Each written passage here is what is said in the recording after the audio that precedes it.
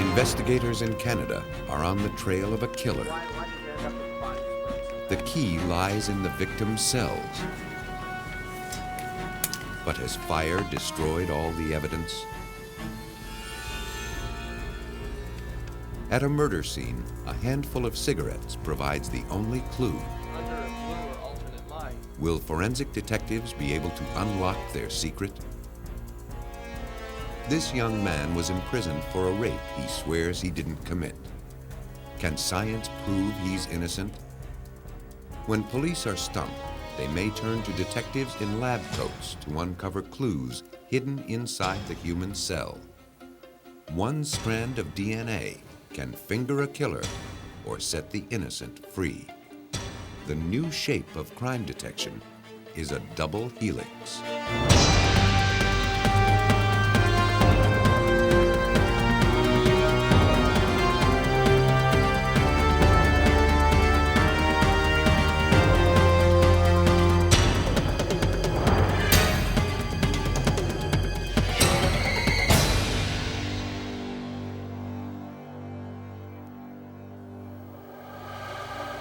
In July 1991, a janitor in Vancouver, British Columbia made a routine trip to the dumpster.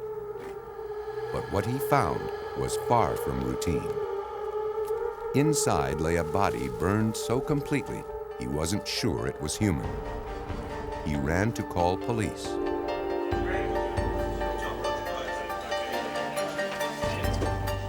Across town, detectives Al Catley and Rick Crook responded to the call. The homicide investigators had done this drill before.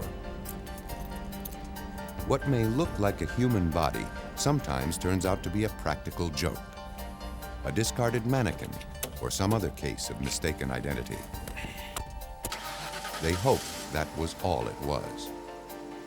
Still, they had to check it out.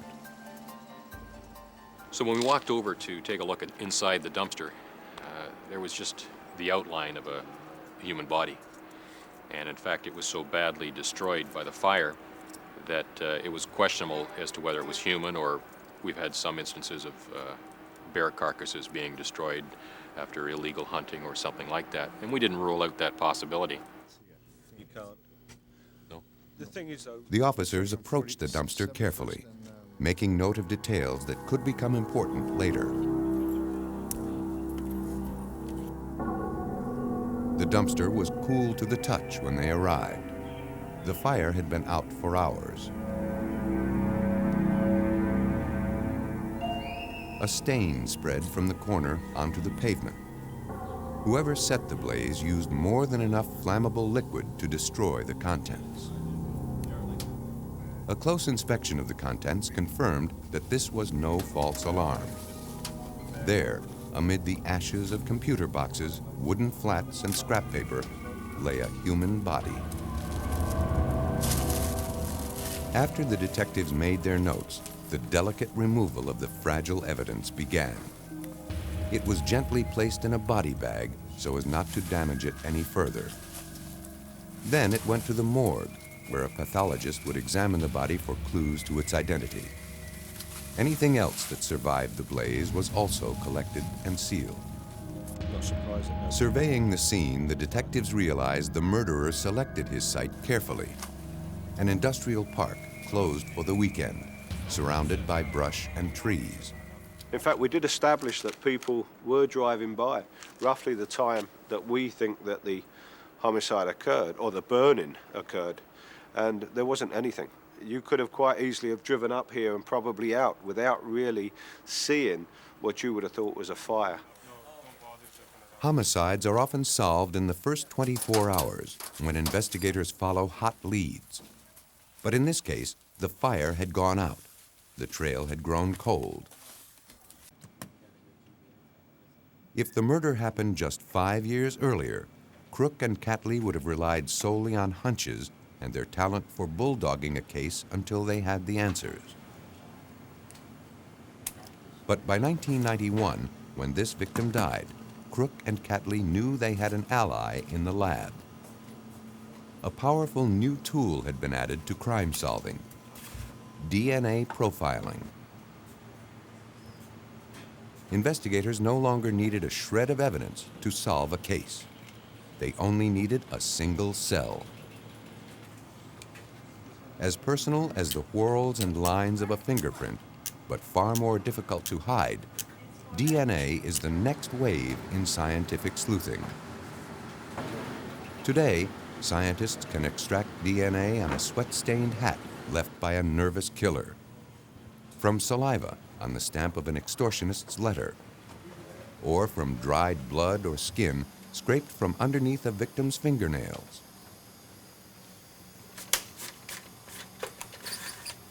Microscopic evidence has always been left behind by criminals. Only with the advent of DNA profiling has it become incriminating. DNA, or deoxyribonucleic acid, contains every detail that makes you human. Back to where it was. No two people, except identical twins, share the same patterns. DNA is small enough to fit inside the nucleus of every cell. Its shape is a double helix, like a spiral staircase wrapped around a column. Uncoiled, the double helix would stretch to 8 feet. About 99.5% of everyone's DNA is the same, but some sections vary greatly from person to person. By studying those sections, scientists can identify victims and unmask murderers. In the Virginia Division of Forensic Science in Richmond, Paul Ferrara runs one of the most progressive DNA testing labs in the country. With the sensitivity of this technology, I don't know that I could go in and commit a violent crime and just not somehow leave something of me behind. And that's all it takes with this technology, just some little piece of me that's got a cell with a nucleus in it, and I'm in deep trouble. Heat is the enemy of DNA, and fire is the bane of forensic investigators who try to recover DNA from torched crime scenes. A week after the victim was found, Crook and firefighters recreated the inferno to see if it could shed some light on the crime. Whether by design or accident, the killer left one lid open, creating a downdraft inside the dumpster. The rushing air whipped the flames into a frenzy.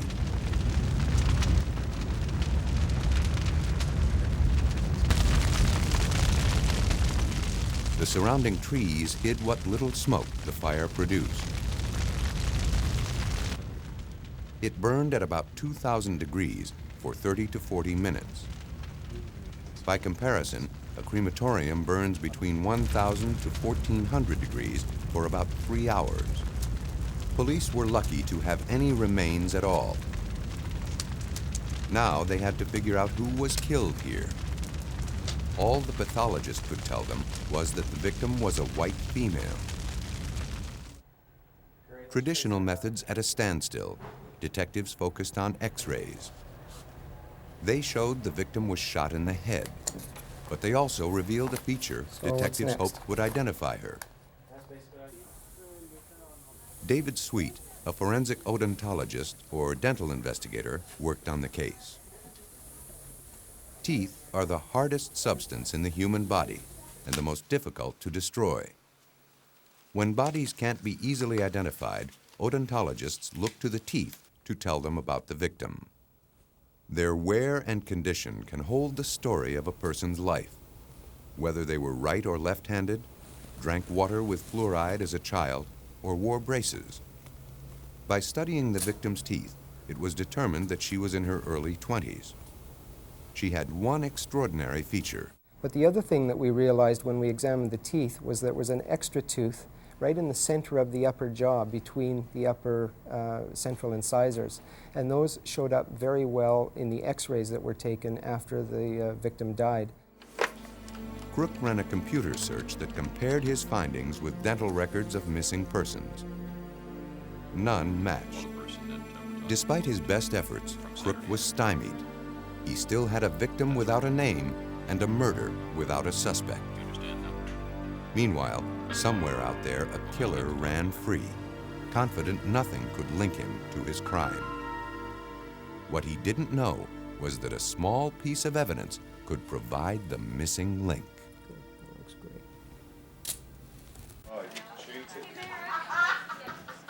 For 2 days, Detective Al Catley chased a ghost. Good and yourself? Who was the woman in the Karen, I'll tell you dumpster? what we had. What awful chain of events led to her murder? Surely by now someone, a friend, a lover, a co-worker, was missing her. Catley asked his staff for missing persons reports. One stood out. Lynn Breeden, age 30. Her roommate filed the report. He had dropped her off at a friend's house. The friend saw her leaving a nightclub around 3 a.m. the night before the burned woman was found. She left with an unknown man. 3 days later, a woman posing as Lynn Breeden tried to empty her bank account. The woman presented a withdrawal slip with Breeden's account number. Hi, I need to make a withdrawal. Okay. The teller knew she wasn't who she claimed to be. When she questioned the imposter, And the she's woman running became out of town. flustered. She asked me just to withdraw some money so I could pay some bills for her. Take the ID. When the teller tried to detain the woman, she hurried out. No, I need you to stay here. Wait, I gotta go. No, I need you to stay here.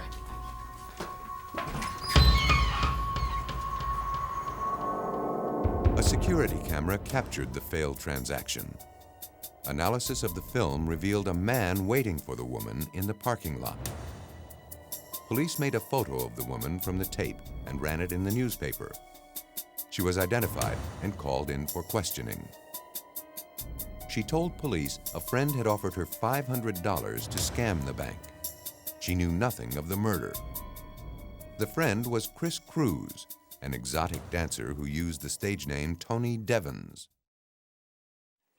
Detectives placed him under constant surveillance, then asked him to come in to speak with police. Homicide squad. Not realizing police were watching him, Cruz parked his car 2 blocks from the station and walked the rest of the way. Serious criminal matter. The surveillance officers called Sergeant Crook to tell him they thought Cruz must be hiding something in his car. In the 400 block Main Street. When Cruz arrived at the station, police asked if they could search his car. He told them the car was at his parents' in another county. You do have the keys and I want them. They knew he was lying. They told him they knew where he parked it, and they didn't need his permission to search it. Reluctantly, he handed over the keys.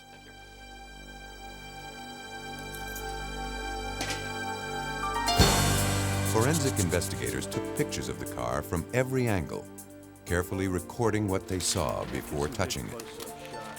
They moved in closer to gather more evidence, collecting and photographing virtually everything. It was too soon to tell what might be important later. The men worked in teams. Some officers inspected the evidence, while others marked where it was found. Investigators found bloodstains on the sides and rear of the car. They marked the positions carefully. Later, the shape of the stains would be analyzed to calculate what direction the blood came from and its point of origin. These details are crucial for reconstructing a crime. Blood samples may also be collected for DNA analysis.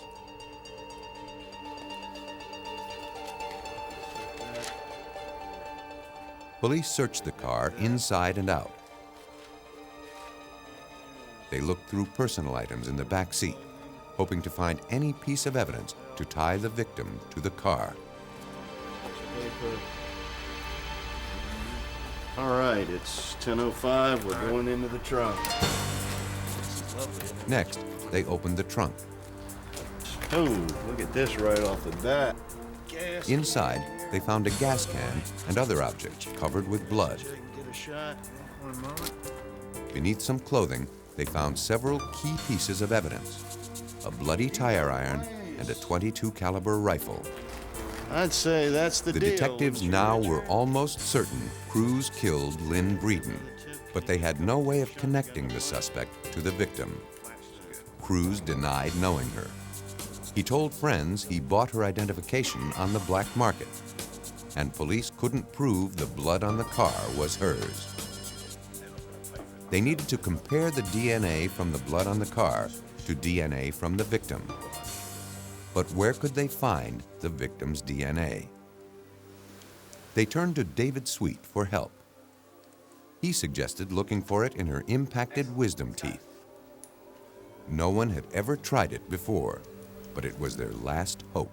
We know theoretically that there are cells still embedded in the mineral tissues of the teeth, and we should be able to open the teeth, extract those cellular materials, and extract the DNA from the cells, and then process it in a forensic DNA analysis. A tooth is an armor coating that surrounds a core of living tissue. Sweet hoped the tissue within the impacted wisdom teeth were protected from the fire by the thick jawbones surrounding them. He cut the first wisdom tooth from crown to root, but found no tissue inside. His second attempt was more successful. He found tissue, but he didn't know if its DNA was destroyed by the fire. He sent it to the lab to be tested. All he could do was wait. Okay. Did Chris Cruz kill Lynn Breeden? The answer was in a forensic lab in Vancouver, where the victim's tissue was sent for testing. Finally, Dr. Sweet received the results. The DNA survived the fire. What's more, further testing showed the DNA from the victim matched the DNA from the blood in Cruz's car. The lab calculated the odds that it wasn't the victim's blood were 1 in 540 million. Dr. Sweet proved that Lynn Breeden was in the car the night she died. Confronted with the overwhelming evidence, Chris Cruz confessed to murder. Based on interviews, detectives pieced together a likely scenario of that fatal night. Breeden once borrowed a great deal of money from Cruz. Now he wanted to collect. Breeden refused to pay him. Cruz lost his temper.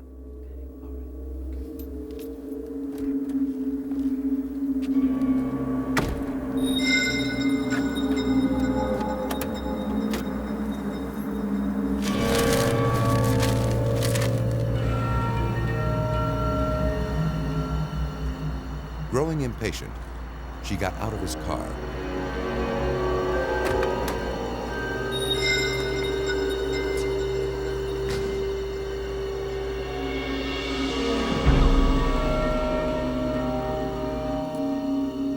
Cruz beat her, shoved her body in the trunk, and drove to the dumpster.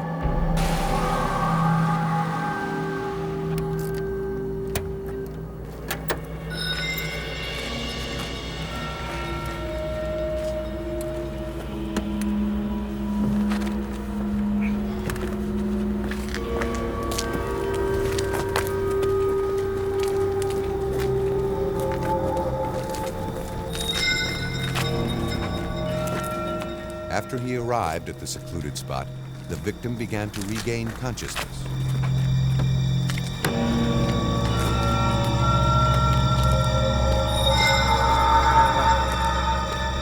Chris Cruz shot her.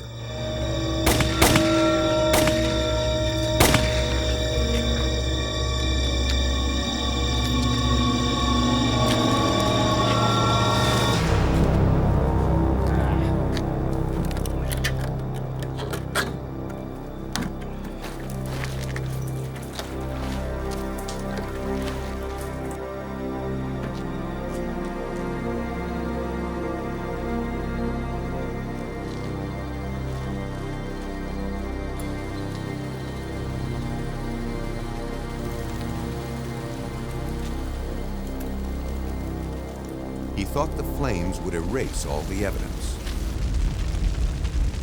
How could he know the charge of murder would come from his victim's own mouth? Found guilty of second-degree murder, Chris Cruz received a life sentence.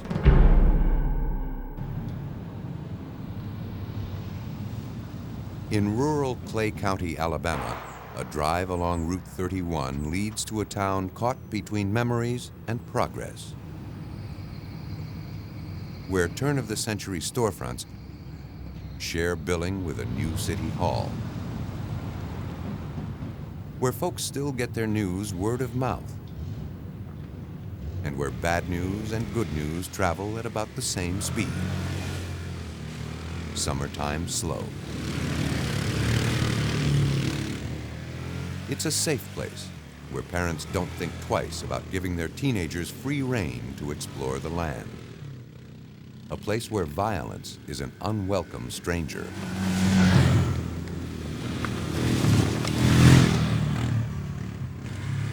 On July 22nd, 1995, 3 riders on all-terrain vehicles discovered a burned mattress in the woods, and beneath it, what appeared to be blackened bones.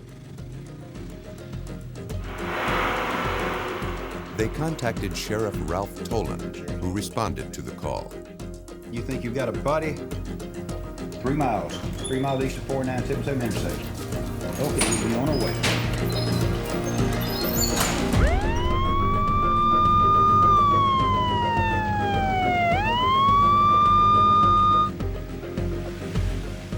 The men met the sheriff and led him to their grim discovery.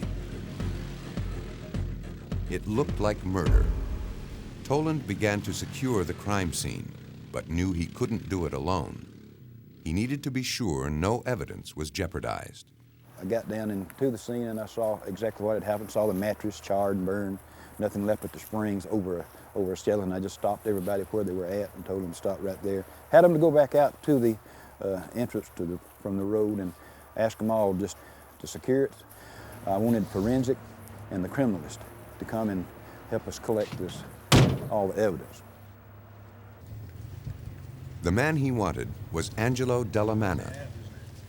A scientist with the Alabama Department of Forensic Sciences, Dellamana never knows what he's going to find when he answers a call. Whenever you get to a crime scene, you hope that it's been secure and cordoned off right after the discovery of the body. You don't want anybody into the crime scene that doesn't belong there. You don't want anybody messing up evidence. You want the evidence to be maintained in a secure fashion so that when you as a scientist get there to recover it, you can collect it without disturbing it, preserve it, bring it back to the laboratory, and do the tests that you need on it to find out who did the crime. Dellamana marked the position of the body, the condition of the mattress and the surrounding area before he went to work collecting everything he could. Dellamana placed flags to mark the position of what little evidence he found. He marked 11 used cigarettes randomly scattered around the mattress. They hadn't been there long. That was a good sign. But who smoked them? The killer? The victim? I felt it was going to be very hard not only to identify that person, but to generate some kind of evidence. I did feel at the crime scene that the cigarette butts present there were going to be very strong evidence because they did not look weathered. They were sitting up on top of the cushion of grass. I felt they had not been there very long. As Dellamana assessed the situation, his technicians recorded the evidence.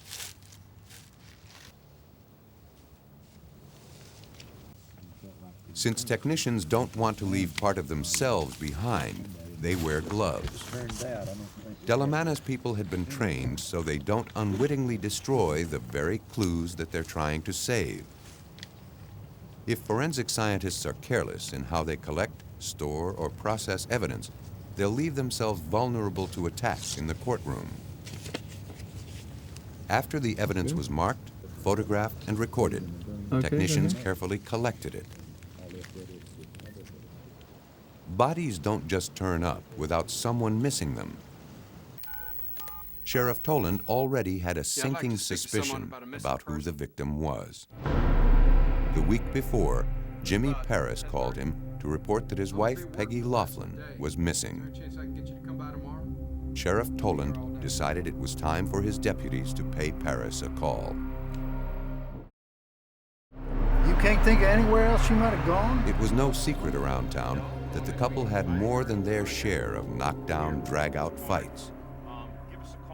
No one would be surprised if Peggy just decided to up and leave. Meanwhile, the medical examiner compared the victim's backbone to spinal x-rays of Peggy Laughlin. They matched. Jimmy Paris became the prime suspect. But where was the evidence? Paris denied being anywhere near the woods that night. Delamanna tried to put the pieces together, but he didn't have enough of them to complete the picture. The forensics team turned up nothing at the crime scene. The cigarettes were the only clue untouched by the fire. The answer must lie with them. Detectives told him both Peggy and Jimmy smoked. You can be looking at a case and feel going in that there isn't very much evidence there. The investigators don't think there's very much there to work with. But when you, as a forensic scientist, find that small piece of evidence, that one link that can either nail the suspect or clear a falsely accused individual, the rush that comes from that makes all the long hours worthwhile. If he could lift DNA from the cigarette filters, he could compare it to the DNA of Paris and Laughlin. If he could prove they were together in the woods, Toland could make a case against Paris. Delamanna shined an ultraviolet light on the cigarettes. The light revealed the saliva-soaked areas. DNA can be obtained from saliva and lip cells. He marked the outline of the glowing portion he wanted to test. Then he carefully trimmed it away and sent it to the lab for DNA profiling. To build a DNA profile, what we do first is we take our evidence sample, blood or saliva or whatever the DNA is in. Okay, what we do is we break open the cell and release the DNA. So we extract the DNA from whatever it's on. We clean it up and we look at specific areas or addresses on the DNA, and we make millions of copies of that area big enough so that we can see it. Once the DNA profile is done for each person in the case, we can then compare it to the evidence DNA profile and see if there's any matches there at all. He was encouraged by the results. The lab identified DNA from 2 people, and 2 of the cigarettes held DNA from both people, meaning they shared their smokes. Could Delamanna prove those 2 people were Jimmy Paris and Peggy Laughlin?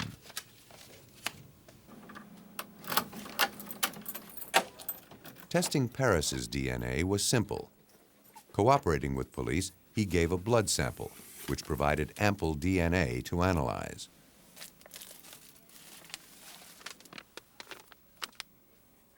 But getting Laughlin's DNA proved much more difficult. Delamanna had to try extracting it from her remains.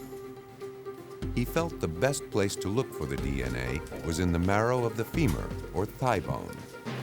The largest bone in the body, it's the one most likely to have protected DNA from the fire. Bone marrow is rich in DNA. To expose as many cells as possible, Delamanna ground it into a powder. He gave the powder to another scientist for DNA extraction. The scientist places the powder into a chemical bath that breaks open the cell's nuclei, releasing the DNA.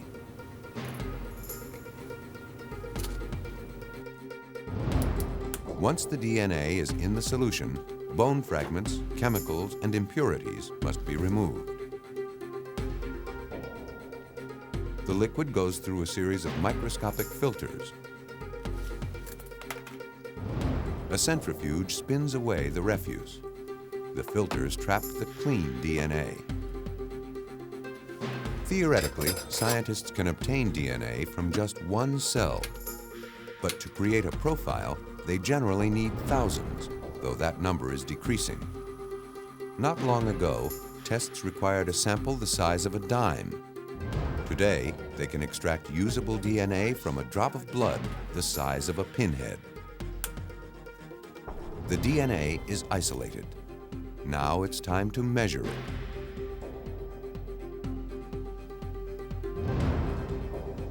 When the DNA is drawn through a membrane, it creates a band of color. By comparing the color, scientists can determine how much DNA they have.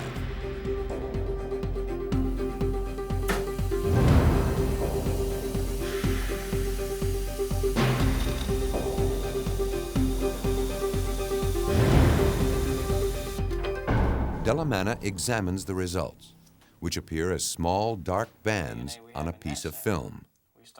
DNA is measured in minuscule quantities called nanograms, or billionths of a gram. The test results tell Delamanna whether he has enough DNA to work with. Unfortunately, there's only about 0.3 nanograms of DNA in that sample. That's point and then 9 zeros and a 3 grams of DNA in that sample. Delamanna didn't have enough usable DNA for testing. But he had an ace up his sleeve, a scientific process so revolutionary, its inventor, Carrie B. Mullis, won the Nobel Prize.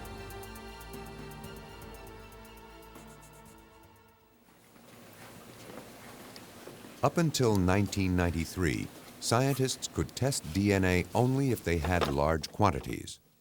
But bacteria, heat, and time take their toll, degrading DNA and leaving it in fragments. A process called PCR, or polymerase chain reaction, enables scientists to make multiple copies of DNA. DNA is made up of 4 chemical units: adenine, A, thymine, T, guanine, G, and cytosine, C.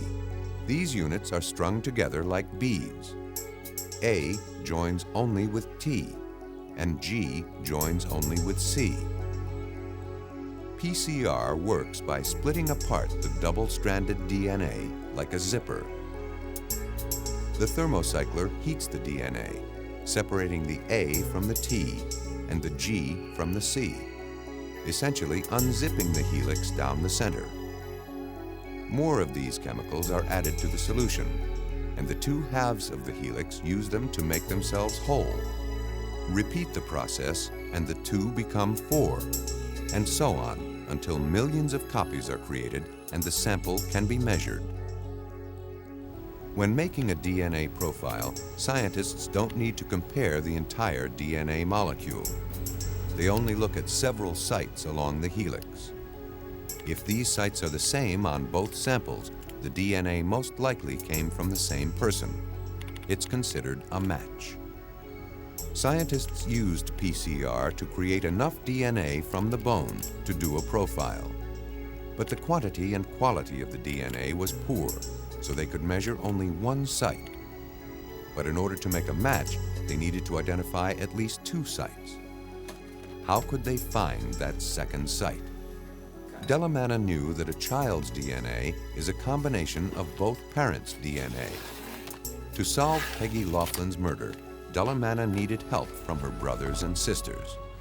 If he could do their profiles, then he could work backward and calculate Peggy's. Once we knew we didn't have enough DNA to build Peggy's complete DNA profile, we had to go and get a blood sample from every one of her brothers and sisters that were in the United States. These samples came from all over the United States. As Delamanna's investigation continued, Sheriff Toland received a call about an abandoned van found in a neighboring town. A license check showed it belonged to Jimmy Paris. Inside, forensic scientists found blood on the ceiling and walls. Part of the carpeting had been torn out. I tell you what, Dan, look above your head, right above your head. Whoa, yeah. You got 3. I see it.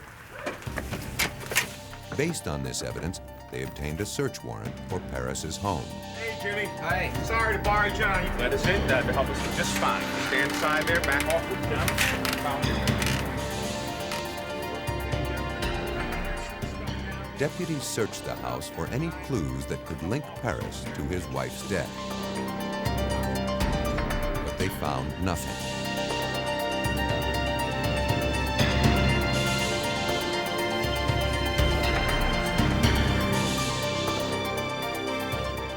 Then an officer checked the crawl space and found a section of blood-soaked carpet. It matched the missing piece from Paris's van like a jigsaw puzzle. The possession of the carpet linked Paris to the bloodied van. Police had the murder scene, they had the victim, and they had their suspect. The evidence was strong enough to arrest Jimmy Paris for the murder of his wife. But to strengthen their case for conviction, police needed to link Paris, the van, and the burned mattress together. To do that, Paris had to be placed with the victim just before her death. Angelo Dell'Amana was hard at work trying to accomplish just that. He was ready to make Peggy's DNA profile using the blood samples from her siblings. We extracted them, put them through our full battery of DNA tests, and what we did was when we got the DNA profiles of the brothers and the sisters, we were able to work backwards and build the rest of Peggy's profile. The genetic information Dell'Amana gathered from the siblings enabled him to complete the missing link on Peggy's DNA. Peggy's DNA matched the DNA on the cigarettes. Here was proof that Peggy was alive with Jimmy in the woods the night she died. For forensics expert Paul Ferrara, the DNA match was the kind of evidence that tipped the scales against Jimmy Paris. When looking at DNA evidence and the weight that you put on that DNA evidence, take that and place it in perspective with other evidence of motive, means, and opportunity. And when you combine all of those together, then one can come to an informed opinion that a person is guilty beyond reasonable doubt.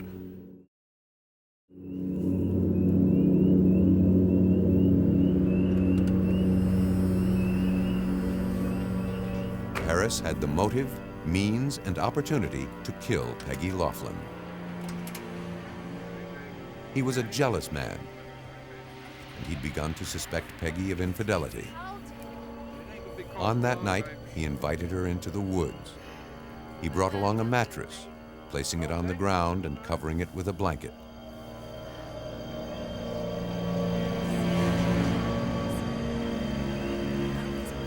Peggy and Jimmy smoked and talked, casually tossing aside the spent cigarettes.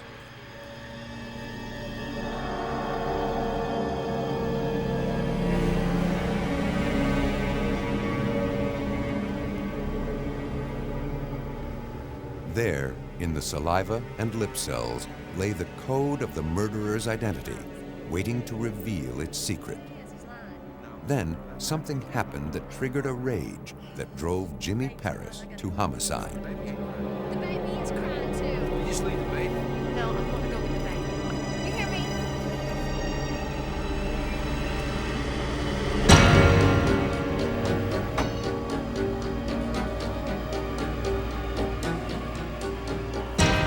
Paris knew he had to destroy the body if he wanted to escape detection.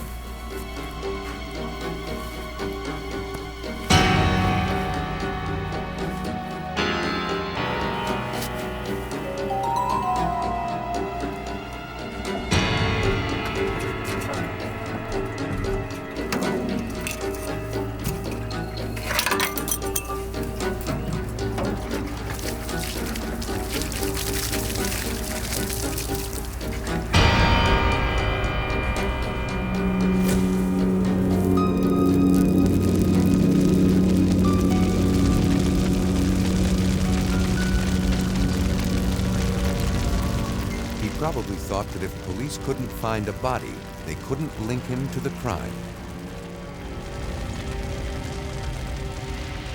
He couldn't see that the evidence he had already left would be enough to convict him.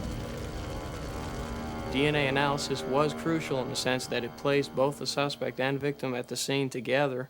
And in that case, having those small pieces of evidence allowed us to put a guilty man in prison and allow the family to put closure to a terrible incident.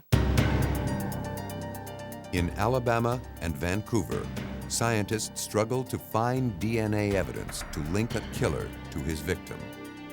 But the power of DNA is not just its ability to put people behind bars. it also holds the key to setting them free.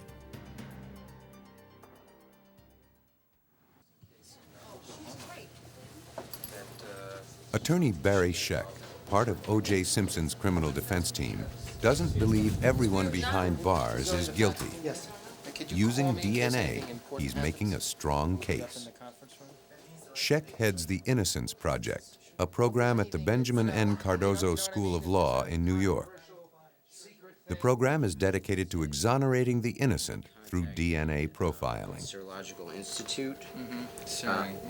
And that they had actually responded, we have something but not enough to test. Scheck provides the expertise.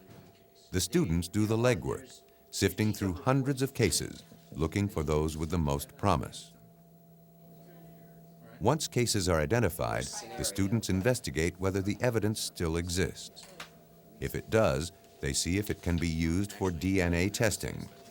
I don't know. There's nothing in the red well 2 yet. It became clear to us that DNA had the power to go back into old cases, re-examine it, and exonerate people that had been convicted many years ago, that lots of people felt might be innocent. The Innocence Project helped exonerate 30 of the 40 people released through DNA since the project began in 1992.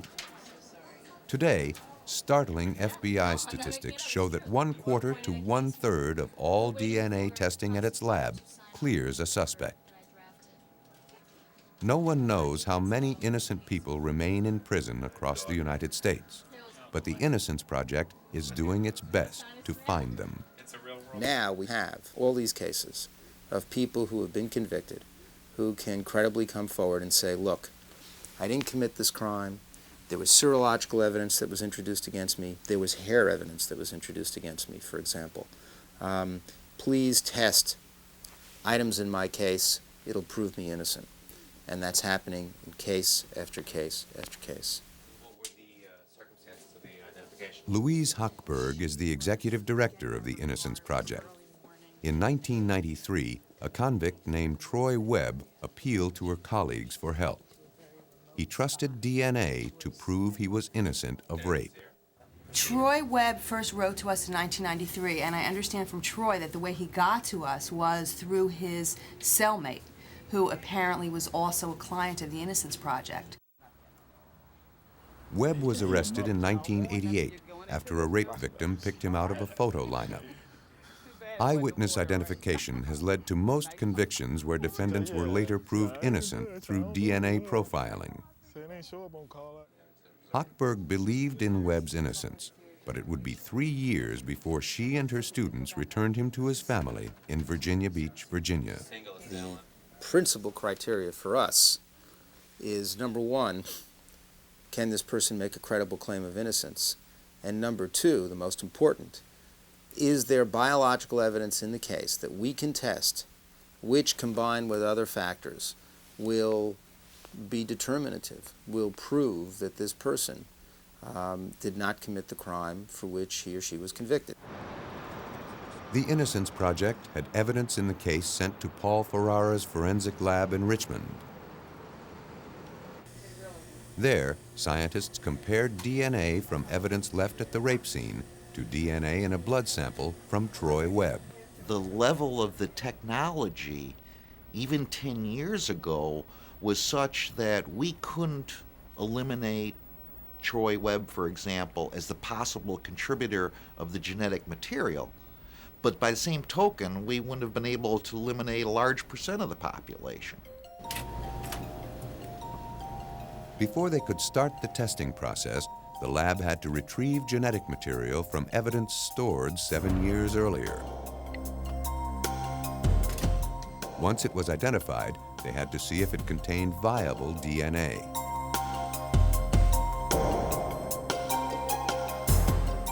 They used an acid test to confirm the biological fluid was present. If the fluid is present, the indicator liquid turns purple.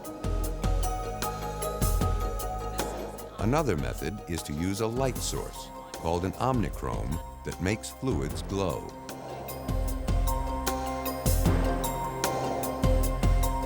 If the scientist is looking for blood to test for DNA, she'll use a chemical called luminol to find it.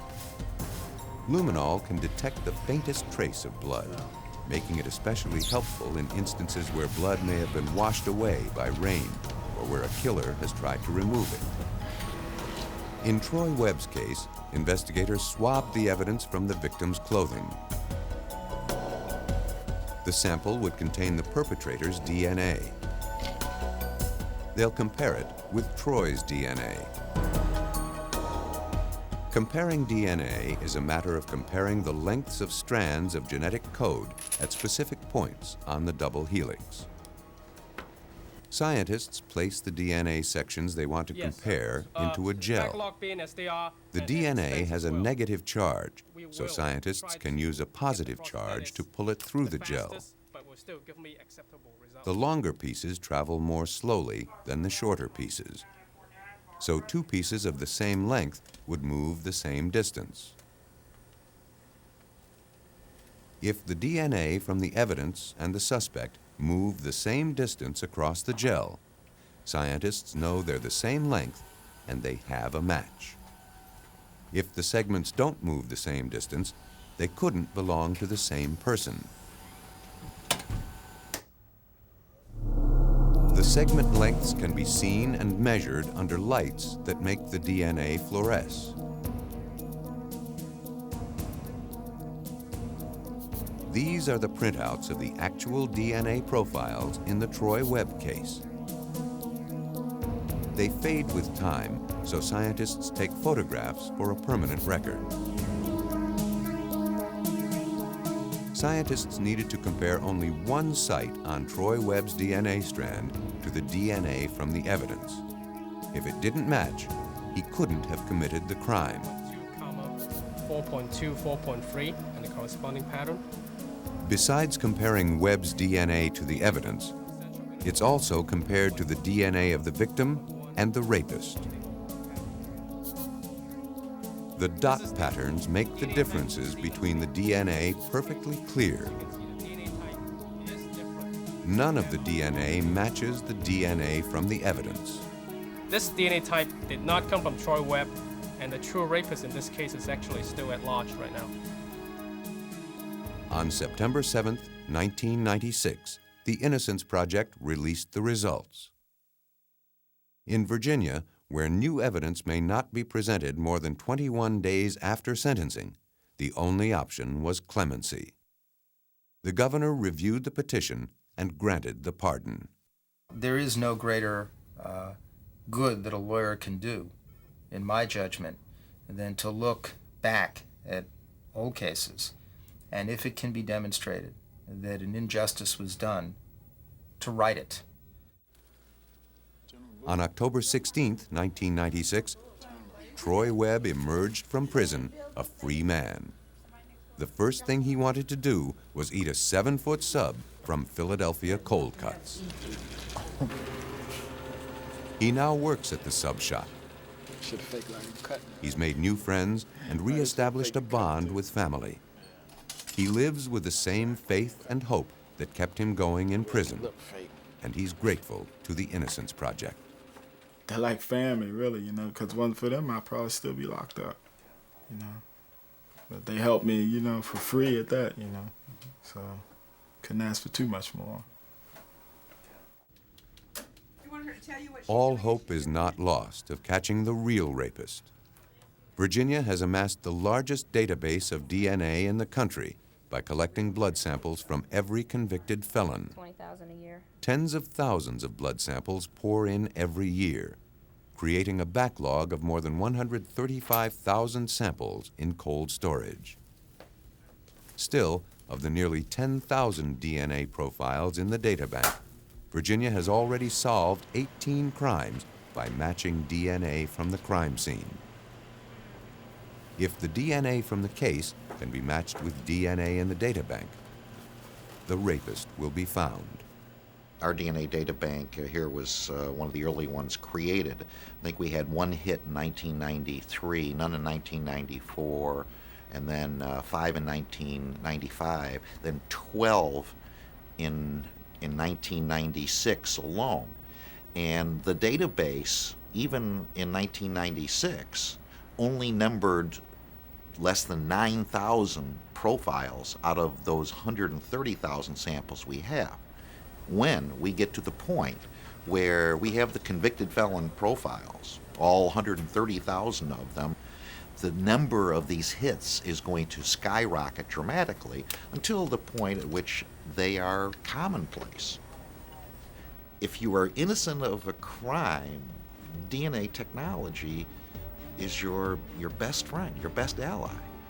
But conversely, if you're guilty, it's your worst enemy. DNA profiling holds tremendous power for a technology still in its infancy. In its first 10 years, the diminutive double helix has quickly become one of the new detective's biggest allies, bringing criminals to justice and delivering justice to the innocent.